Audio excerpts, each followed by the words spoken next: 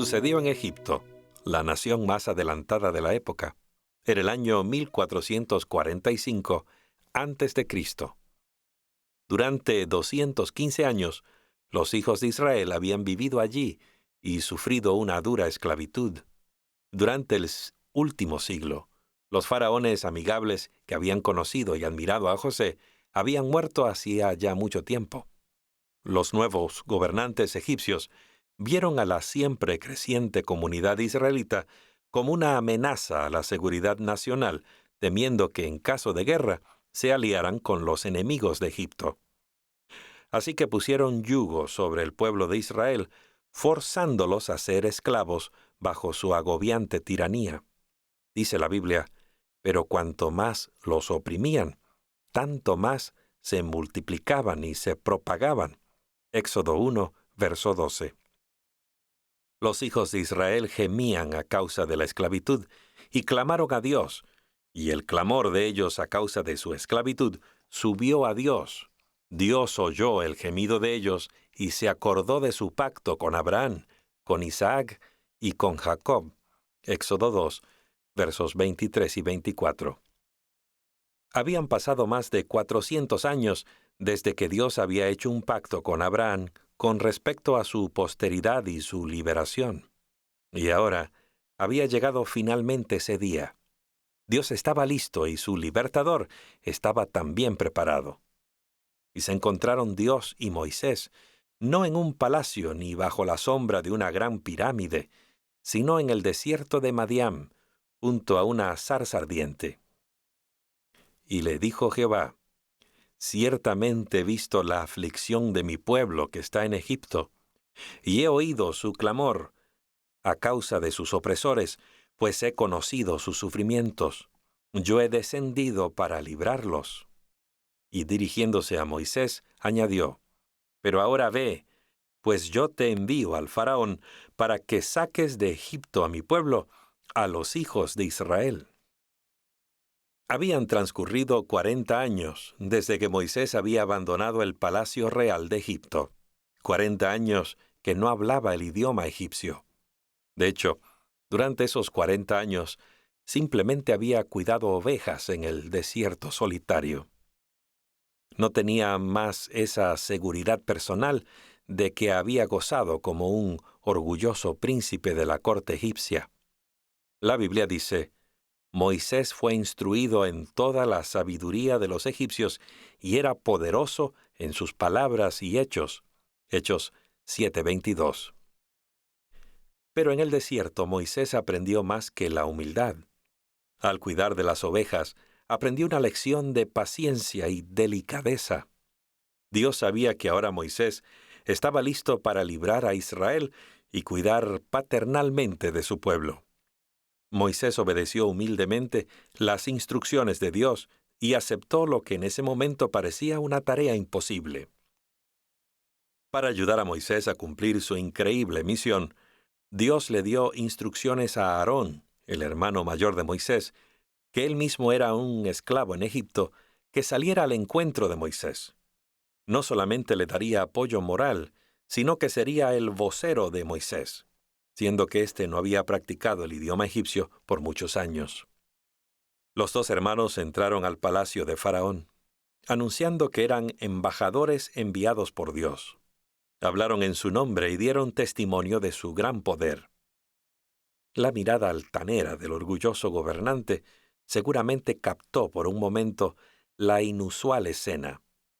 Delante de él estaban dos hermanos, un humilde pastor madianita, aferrado todavía a su cayado, y el otro un esclavo hebreo que vivía en Egipto. Ambos estaban proclamando el gran poder del Dios a quien servían. Cuando Aarón anunció que traían un mensaje del Señor, pidiendo que el faraón dejara libre a su pueblo, éste exclamó, sarcástico y disgustado, ¿quién es Jehová, para que yo escuche su voz y deje ir a Israel? Yo no conozco a Jehová, ni tampoco dejaré ir a Israel. Éxodo 5, verso 2. Con miles de esclavos a su disposición, el faraón no tenía la menor intención de perder toda esa labor gratuita. La petición de Aarón provocó una reacción severa. El rey incrementó la carga de trabajo de los israelitas. Pero muy pronto Dios iba a hacerle saber al pomposo gobernante quién era el Señor y le iba a mostrar su infinito poder. Moisés y Aarón le advirtieron al faraón que Dios enviaría plaga tras plaga sobre Egipto hasta que su pueblo quedara libre de la esclavitud. El mensaje del Señor al faraón fue entonces: «En esto conocerás que yo soy Jehová». No pasó mucho tiempo antes de que comenzaran a caer las plagas. 10, para ser exactos. Antes de que comenzaran, Moisés y Aarón le advirtieron al faraón del juicio que venía, esperando que decidiera dejar en libertad a los hijos de Israel. Con ello él mismo se salvaría y consigo su pueblo. Pero él persistió en su curso de acción. Y de acuerdo con la advertencia de Dios, les sobrevinieron grandes calamidades a los egipcios. Primero, el río Nilo, adorado por los egipcios como una deidad, se volvió sangre cuando Aarón golpeó sus aguas con la vara. Los peces murieron y todo el resto del agua de Egipto se volvió sangre durante 7 días. Pero el faraón se rehusó a dejar ir libre al pueblo de Dios. Luego invadió al país una plaga de ranas. Millones de ellas estaban sobre los alimentos, las camas y en todas partes. Pero todavía el rey obstinado se rehusó a dejar salir a Israel. La siguiente fue la plaga de los piojos. Pero el arrogante gobernante aún no dejaba libres a los israelitas. Note usted que las 3 primeras plagas cayeron tanto sobre los egipcios como sobre los hebreos. Sin embargo, las últimas 7 plagas cayeron solamente sobre los egipcios. Pero el mismo día yo excluiré la tierra de Gosén, donde habita mi pueblo, para que no vaya allí la nube de moscas, a fin de que sepas que yo, Jehová, estoy en medio de la tierra. Yo haré distinción entre mi pueblo y el tuyo. Mañana tendrá lugar esta señal. Éxodo 8, versos 22 y 23. Luego vino la plaga de las moscas, que llenaron la casa del faraón. Después de las moscas, una terrible epidemia que destruyó a todos los animales que estaban en el campo. Entonces el faraón quiso saber si los animales de los hebreos habían sido destruidos también, o si Dios los había protegido como Moisés había predicho. El faraón envió observadores, y aquí que del ganado de los hijos de Israel no había muerto ni un solo animal. Pero el corazón del faraón se endureció y no dejó ir al pueblo. Éxodo 9, verso 7. La siguiente plaga trajo tumores apostemados en los hombres y en los animales. Pero ni aun así el obstinado monarca dejaba ir al pueblo de Israel. Luego Dios, por medio de Moisés, anunció una tremenda plaga de granizo. Sin embargo, Dios prometió que todos los que se protegieran con sus animales no perecerían. La noticia se esparció rápidamente y muchos egipcios buscaron refugio juntamente con sus animales. Y el granizo descendió mezclado con truenos y relámpagos, y murieron todos los que no buscaron refugio. Los egipcios vieron claramente que la tierra estaba bajo el control de un Dios vivo y que su única seguridad era obedecerlo. En algún momento, el mismo faraón contempló la idea de obedecer a Dios y dejar ir al pueblo de Israel, pero en cuanto terminó la plaga, se acabaron sus buenas intenciones. Moisés le advirtió al faraón que si se rehusaba a dejar ir los israelitas, la siguiente plaga sería un ejército de langostas. Aterrados por la idea de nuevas plagas, los consejeros del faraón le rogaron que dejara ir a los esclavos, pero el gobernante se rehusó a hacerlo. Y las langostas vinieron como se había anunciado. Luego hubo 3 días de completa oscuridad, tan intensa que se podía palpar. Pero el rebelde faraón continuó desafiando al Dios del cielo. Moisés declaró que iba a caer una plaga más sobre los egipcios. Era la última y no debía considerarse livianamente. Un ángel destructor pasaría por el país a medianoche y mataría a todos los primogénitos de las familias en Egipto, tanto hombres como bestias. Nuevamente los hebreos se librarían de la plaga, pero esta vez no iba a ser suficiente ser hebreo o vivir en Gosén. A fin de evitar que se cumpliera la sentencia de muerte, se pidió a cada familia que sacrificase un cordero y rociara un poco de su sangre en los postes de la puerta como símbolo de su fe y lealtad a Dios. Dios les prometió: «Yo veré la sangre, y en cuanto a vosotros, pasaré de largo, y cuando castigue la tierra de Egipto, no habrá en vosotros ninguna plaga para destruiros». Éxodo 12, verso 13. Qué interesante escena se pudo contemplar esa noche. Miles de familias hebreas y muchas de las egipcias observaban mientras el padre de la familia sostenía con una mano un recipiente con sangre y en la otra un manojo de hinojo con la cual rociaba los postes de la puerta. Uno puede imaginarse que los espectadores más preocupados esa noche eran los primogénitos de cada familia. Aconteció que a la medianoche Jehová mató a todo primogénito en la tierra de Egipto, desde el primogénito del faraón que se sentaba en el trono, hasta el primogénito del preso que estaba en la mazmorra, y todo primerizo del ganado. Éxodo 12:29. Sin embargo, en ningún hogar donde se habían rociado con sangre los postes de la puerta, en obediencia a las instrucciones de Dios, cayó esta terrible plaga.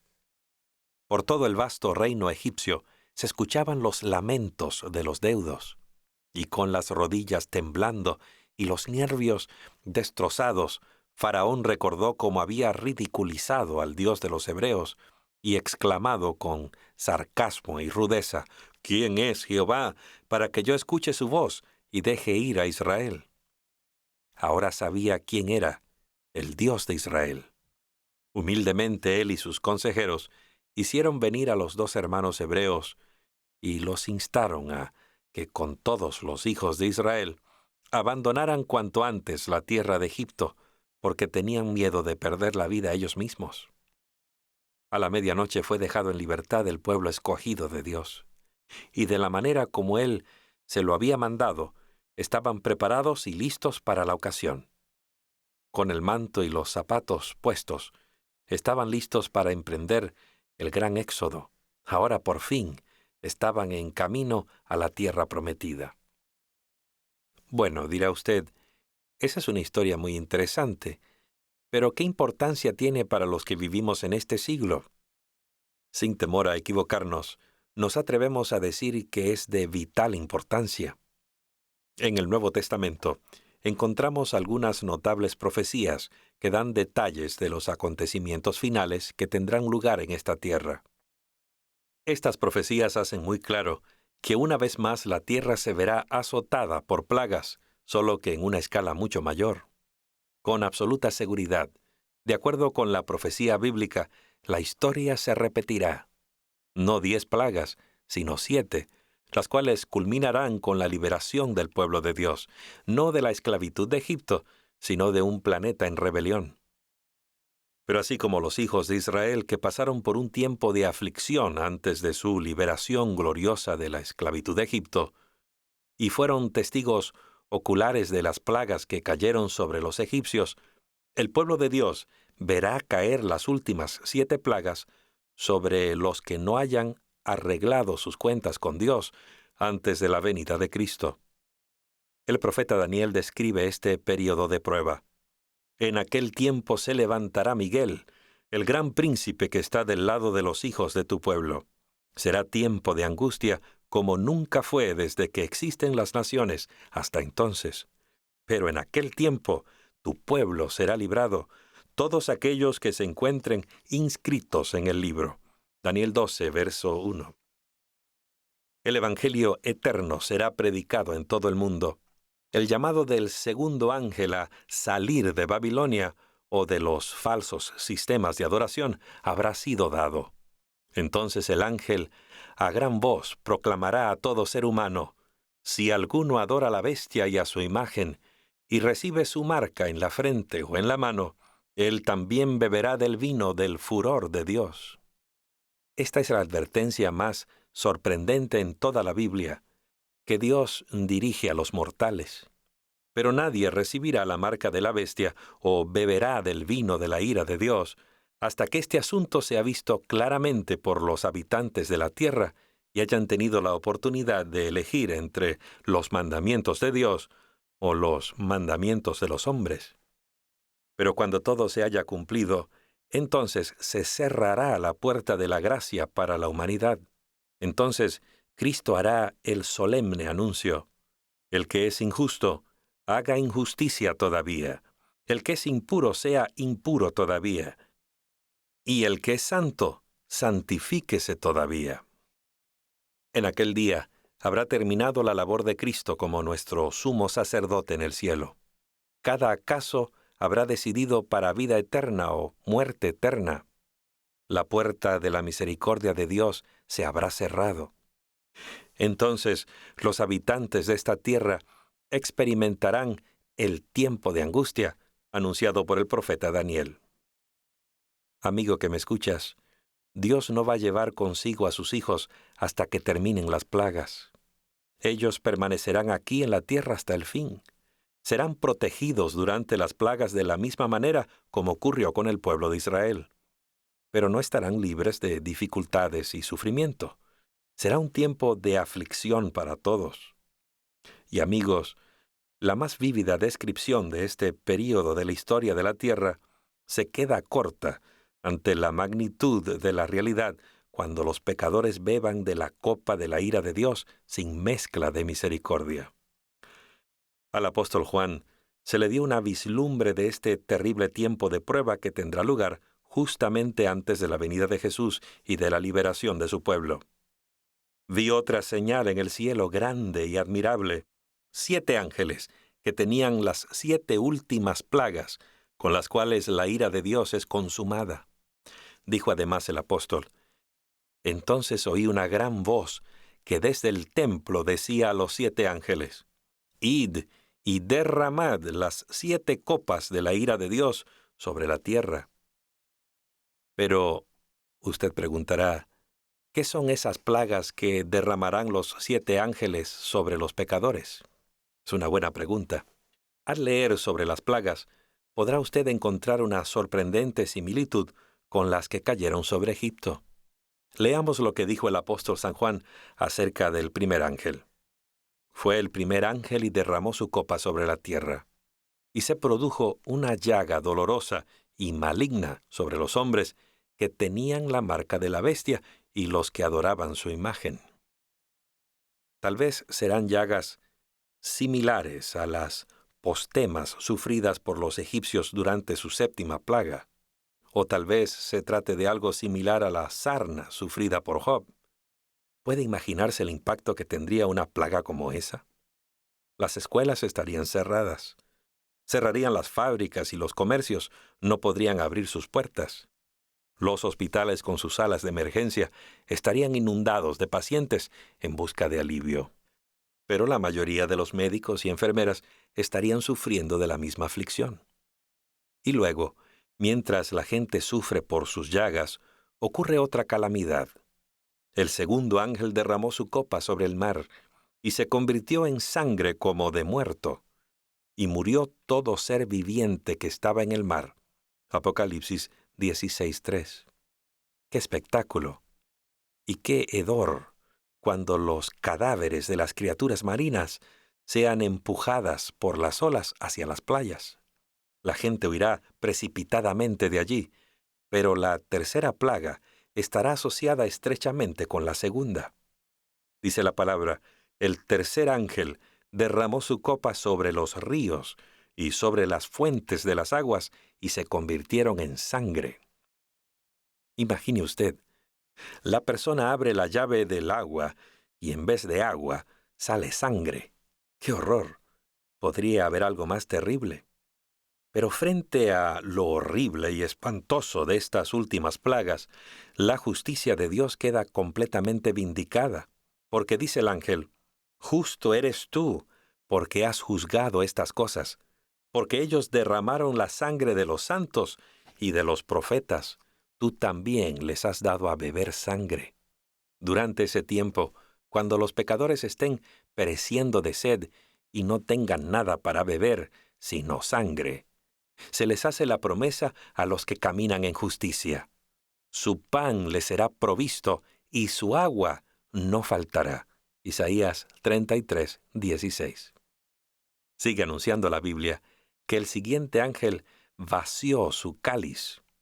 El cuarto ángel derramó su copa sobre el sol, y le fue dado quemar a los hombres con fuego. Los hombres fueron quemados con el intenso calor y blasfemaron el nombre del Dios que tiene autoridad sobre esas plagas, pero no se arrepintieron para darle gloria. Entonces el quinto ángel vació su cáliz sobre la silla de la bestia. El quinto ángel continúa la predicción apocalíptica. Derramó su copa sobre el trono de la bestia y su reino fue convertido en tinieblas. Se mordían las lenguas de dolor y blasfemaron al Dios del cielo por sus dolores y sus llagas, pero no se arrepintieron de sus obras. Apocalipsis 16, versos 10 y 11. Por medio de este texto descubrimos que las plagas no son universales, ni son inmediatamente fatales, porque aquellos que estaban bajo la quinta plaga están sufriendo todavía de las llagas de la primera. Aparentemente las plagas caen sucesivamente en vez de hacerlo simultáneamente, pues los efectos de cada una persisten durante la siguiente. En la sexta plaga viene la gran batalla final del Armagedón. El sexto ángel derramó su copa sobre el gran río Éufrates, y sus aguas se secaron para que fuese preparado el camino de los reyes del oriente. Vi salir de la boca del dragón 3 espíritus impuros semejantes a ranas, y de la boca de la bestia y de la boca del falso profeta, pues son espíritus de demonios que hacen señales, los cuales salen a los reyes de todo el mundo habitado para congregarlos para la batalla del gran día del Dios Todopoderoso. Y Apocalipsis 16, verso 16 dice: «Y los congregó en el lugar que se llama en hebreo Armagedón». Todo el mundo está involucrado en este conflicto final. El apóstol Juan declara: «Vi el cielo abierto, y aquí un caballo blanco, y el que lo montaba se llama Fiel y Verdadero, y con justicia él juzga y hace guerra». Los ejércitos en el cielo le seguían en caballos blancos, vestidos de lino fino, blanco y limpio. De su boca sale una espada aguda para herir con ella a las naciones. Él pisa el lagar del vino del furor y de la ira del Dios Todopoderoso. El séptimo ángel derramó su copa por el aire, y salió una gran voz del santuario desde el trono que decía: «Está hecho». Entonces se produjeron relámpagos y estruendos y truenos, y hubo un gran terremoto. Toda isla huyó, y las montañas no fueron halladas más. Y del cielo cayó sobre los hombres enorme granizo, como de un talento de peso. Y los hombres blasfemaron a Dios por la plaga del granizo, porque la plaga era grande en extremo. La mayoría de los eruditos bíblicos calcula que un talento pesa aproximadamente 32 kilos. Nadie puede imaginarse la devastación que podría crear semejante tormenta de granizo. Pero la Biblia nos consuela diciéndonos que el Señor mismo interrumpirá el conflicto el momento que sale con sus ejércitos del cielo a salvar a su pueblo de un planeta en rebelión. Pero se preguntará usted: ¿cómo puedo estar seguro de la protección de Dios cuando comiencen a caer las plagas? Hay una sola forma, amiga, amigo mío. Como recordará, la gente que fue salvada de la plaga final de Egipto mostró su fe y lealtad a Dios como su libertador, rociando la sangre del cordero del sacrificio en los postes de la puerta. Cuando pasó el ángel destructor sobre su casa, estaban seguros en medio de la destrucción. Habían seguido las instrucciones de Dios y hecho las preparaciones necesarias.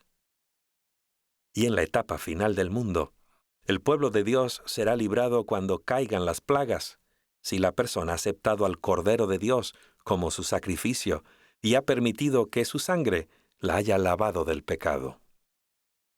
Ahora mismo estamos eligiendo de qué lado estaremos, si del lado de Dios o del lado del ángel rebelde. Amigo que me escuchas, cuando los ángeles destructores comiencen su trabajo, será demasiado tarde para cambiarse de bando. La puerta de la misericordia se habrá cerrado para siempre. ¿No quisieras ponerte ahora de parte de Dios, bajo la protección de la sangre de Jesús? En Jeremías 8:20 se encuentran las palabras más tristes que se hayan pronunciado jamás. Ha pasado la siega, se ha acabado el verano, y nosotros no hemos sido salvos. Se cuenta la historia de un leñador australiano que construyó una pequeña cabaña a la orilla del bosque. No era una gran vivienda, pero era su hogar. Cierto día, al regresar de su trabajo, ¿cuál no fue su sorpresa y angustia al encontrar solo un montón de ruinas de lo que había sido su pequeña cabaña? Todo lo que quedaba eran unos leños retorcidos y algunas piezas de metal ennegrecidas por las llamas. Entonces se dirigió a donde había estado su viejo gallinero. Todo lo que encontró fue un montón de cenizas y algunos alambres retorcidos. Pero de pronto, entre los escombros, le llamó la atención un montón de plumas chamuscadas. Sin proponérselo, lo pateó y entonces, ¿qué cree usted que sucedió?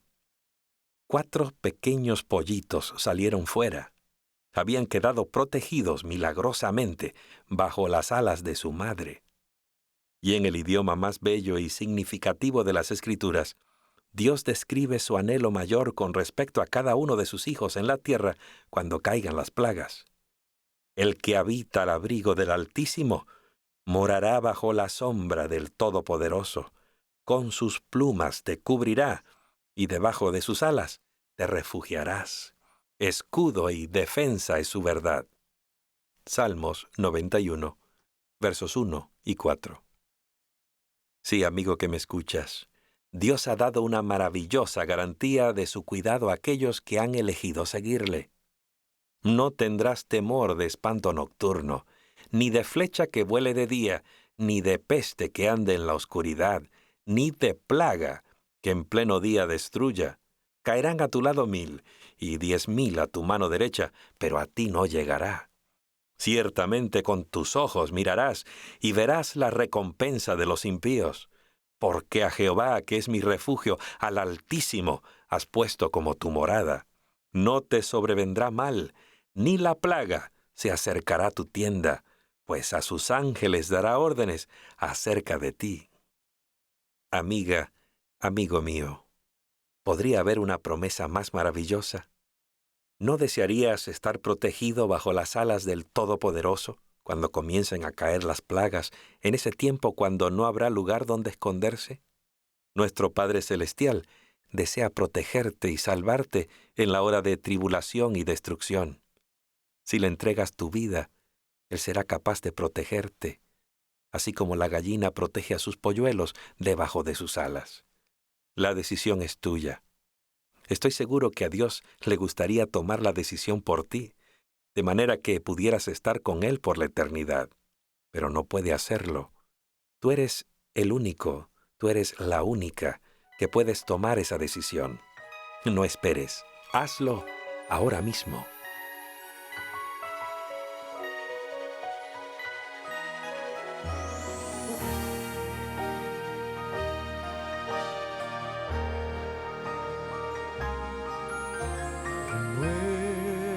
Renuévame, Señor Jesús,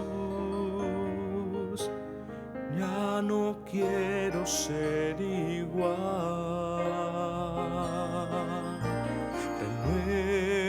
Renuévame, Señor Jesús, Pon en mí tu corazón, porque todo lo que hay dentro de mí necesita ser cambiado, Señor, porque todo lo que hay dentro de mi corazón necesita más de ti.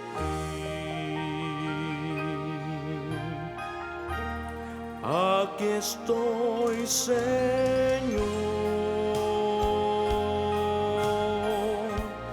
cambia mi vivir, hazme pues, Señor,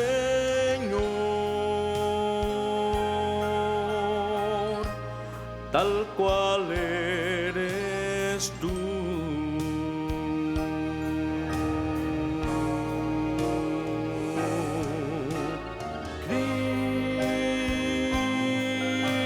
Cristo,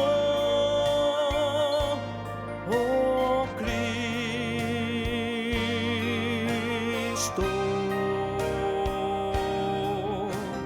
ven y lléname, Señor.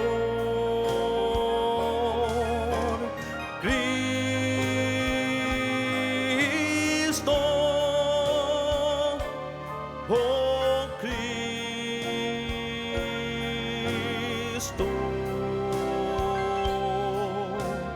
lléname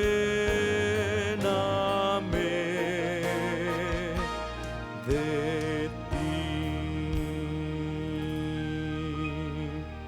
porque todo lo que hay dentro de mí necesita ser cambiado, Señor,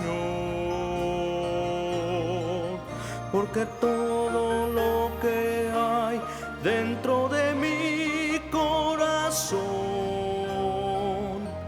necesita más de ti.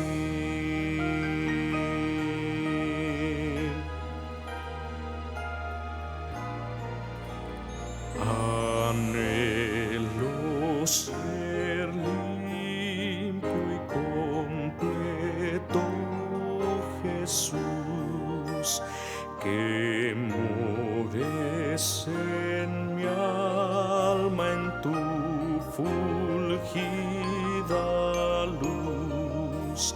Mis ídolos rompe, los que antes amé, pues lávame y blanco cual nieve seré, porque todo lo que hay dentro de mí necesita ser cambiado, Señor, porque todo lo que hay dentro de mi corazón necesita más de ti.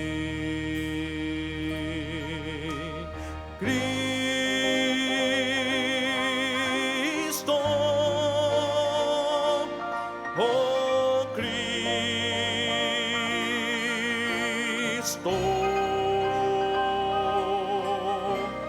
ven y lléname,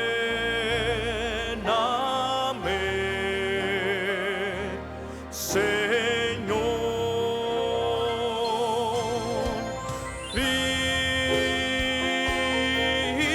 Cristo, oh Cristo,